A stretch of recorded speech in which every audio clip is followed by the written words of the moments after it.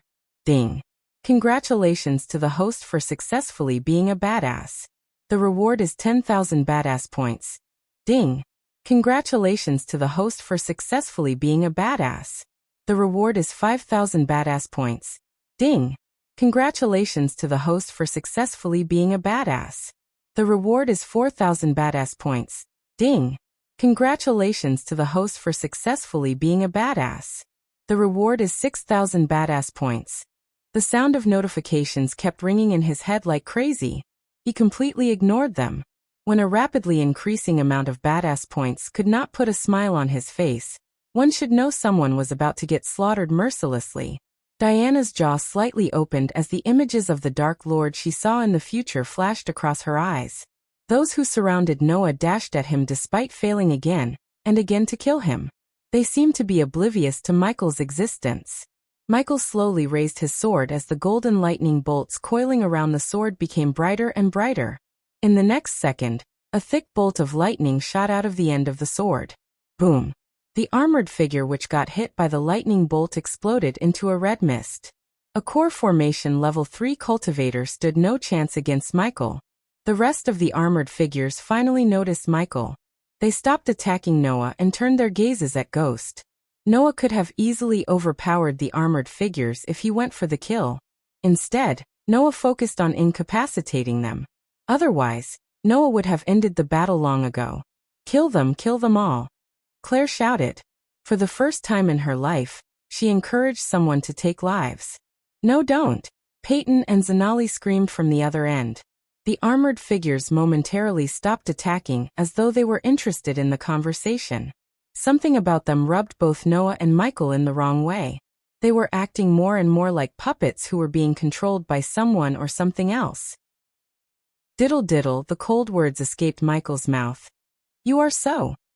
He slowly stepped towards the armored figures without an expression on his face. There were two armored figures in front of him. One was standing with a fiery fist while the other one was pinned to the ground by Noah's light sword. Ethery Dash, the one who was standing, tried to cast a spell, Pulch. His chanting was abruptly stopped by a sword through his throat. Zzzzhhhhhhrrr. The electric bolts slid through the sword to the armored figure. The figure's body violently squirmed as smoke began to come out from the inside and out. The lightning bolts turned his body into a pile of half-burned mess within a few minutes. Ignitia, Michael turned his sword to the armored figure who was standing a couple of meters away from him. The lightning bolt shot out from the sword soared through the sky. Light beam. At the same time, Noah raised his light sword as a beam of light shot out from the end of the light sword. Boom. The light beam hit the lightning bolt before it could reach the target. When they both clashed, a mini explosion knocked everyone around them to the ground. Their eyes were locked on each other. Chapter 423. Infiltrating the Alpha Guardian. Diana clenched her fish, looking at her sons. The two of them looked as though they were about to start a battle. If they battled it out, none of them would survive the backlash because just the clash of their spells knocked all the armored figures out. They were still struggling to stand up. "Killing is not justice," Noah said calmly. "Late justice is injustice," Michael coldly replied. Noah was planning to capture everyone and interrogate them while Michael planned to kill everyone except one. Michael would then interrogate the one to get the information he needed. Either of them knew the other one wouldn't back down without a fight. Usually, Michael would have avoided fighting with Noah, especially after knowing Noah's secrets. If he was to battle Noah, he had to use his full power. Revealing his full power would eventually lead them to conclude that Ghost and Lucifer were the same people. However, Michael was confident that Noah couldn't defeat him. He would either win, or their battle would be a stalemate. The odds of Noah defeating him were almost zero unless Noah revealed himself as the future Supreme Guardian, and the existence of Andreas' soul. He doubted Noah would reveal his secret, so Michael wasn't going to back down. Moreover, he was pissed off. These ambushers did not only destroy Hades, but also killed Elder Mark. The Guardians almost had the same justice system as in most of the democratic countries on Earth. They would first file a case, then go to trial, then another trial, and another. The case would go forever. According to the information Michael gathered on the internal workings of the Guardians, it would take at least a few years for Noah to get the one who was responsible for the ambush. The worst thing was the Guardians would keep the armored figures safe and cozy in their prison cells instead of torturing them for information. There was no way in hell Noah would torture them. For Noah, these armored figures were just another problem. With time, even he might forget about them after handing over the case to some Guardian. If these armored figures had some power behind them, they would bribe the Guardians and get them out. Michael's route was more direct and efficient, although inhumane. He did not know Noah was planning to reform the Guardian Guild and their justice system from the ground. "I'm going to stop them." Ethan could not see his two sons fight. "Stop!" All of a sudden, a gentle yet mighty voice reverberated in the area. A bright beam of light shot from the sky through the broken ceiling. The beam of light sent a shock wave when it hit the ground, breaking everything around. Several figures stepped out of the bright light beam. Alpha Guardian Peyton was startled to see the sudden appearance of the Alpha Guardian of Hunter Guardians. Michael did not recognize the elf in front of him. Golden, straight hair slightly covers a fine lived-in face. Expressive amber eyes, set deep within their sockets, watching over the castle bodies and the rebels calmly. Her skin was smooth as silk and so flawless. The pointy ears looked as though they were a pair of sharp daggers. The set of armor she wore had a squared helm with a face guard shaped in the face of an eagle. Attached to its side were two tall wing-shaped ornaments to mimic the shape of eagle wings. The shiny silver armor was made from many layers of smaller metal pieces, mimicking the scales of a dragon. It covered the entire front and backside, but the attachment straps leave the sides under the arms exposed, which enabled the armor to be more flexible. The edges and the linings in the armor were made of pure gold. On the chest plate, the letter H was surrounded by 4 wolves engraved. The armor made the elf look like she was almost 6 feet 6 inches in height. She looked at Ghost first and then turned her gaze to Noah. Without uttering a word, she just flicked a wrist as all the armored figures around them got beamed into the sky. Those who stepped out of the light beam with the elf also wore the same armor as the elf lady, but their faces were covered by helmets. "Guardians, sweep the place clean," the Alpha Guardian ordered her men. Everyone else breathed a sigh of relief after the Alpha Guardian's appearance. "Noah, do you need healing?" the Alpha Guardian asked Noah as he shook his head. The light sword in his hand disappeared. "You can all give your statements and leave." The Alpha Guardian did not even look at them.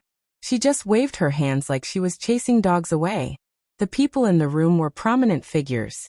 Seeing the way she acted rubbed them in the wrong way. Still, none of them expressed their dissatisfaction. The third persona inside him screamed at him to rip the elf into pieces. It couldn't take the disrespect well. Although Michael was pissed off at the Guardians, he was not stupid to go against a fusion stage level 3 warrior. Controlling the boiling anger within himself, he turned to leave.